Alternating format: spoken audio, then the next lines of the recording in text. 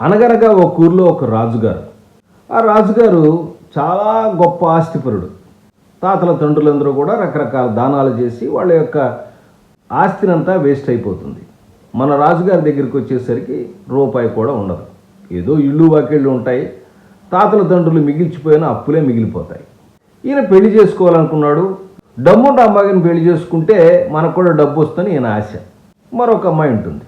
ఆ అమ్మాయి కూడా ఒక పెద్ద జమీందారు కూతురే.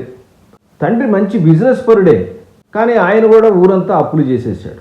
ఆవిడకేమో ఒక డబ్బున్నటువంటి గొప్పవాడిని పెళ్లి చేసుకోవాలంటుంది. సో డబ్బులోనే ఒక గౌరవం ఉంటుంది అని చెప్పి ఆవిడ అనుకుంటూ ఉంటుంది. ఈ పిల్లకి డబ్బు కాదు మనుషులు ముఖ్యం అనే బుద్ధి రావాలని తండ్రి అనుకుంటాడు.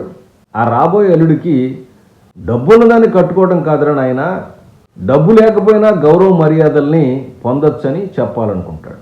చివరికి ఏదో రకంగా కష్టపడి ఆ అల్లుడికి కూతురికి కూడా బుద్ధి చెప్పాడు. ఏంటి, మీరు ఈ మధ్య చూసినటువంటి సినిమా అనిపిస్తుందా? ఆ సినిమా కథ ఇలా లేదు కదా, వేరే రకంగా ఉంది కదా. అదే అనగనగా ఒక రాజు అనే సినిమా సంక్రాంతికి రిలీజ్ అయింది. 2 పాత్రల్ని పరిచయం చేసినప్పుడు ఒకటేమో తాతల తండ్రుల ఆస్తులు అనుభవించాలి లేదా ఉచితంగా ఏదో పెళ్లి చేసుకుని డబ్బు రావాలనే ఒక క్యారెక్టరు, మరొకటేమో డబ్బులోనే ఆనందం ఉంది అనేటువంటి ఒక క్యారెక్టర్. అంటే హీరో హీరోయిన్లు క్యారెక్టర్ ఉంటే ఈ సినిమా మరొక అద్భుతంగా ఉండేది.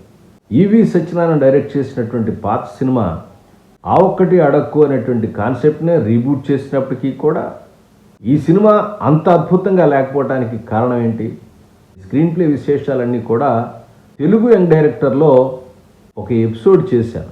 కొత్తగా ఇండస్ట్రీలోకి వచ్చేటి తెలుగు దర్శకులు రచయితలు ఆ ఎపిసోడ్ను ఒకసారి చూడండి, మీ అభిప్రాయాల్ని నాకు తెలియజేయండి.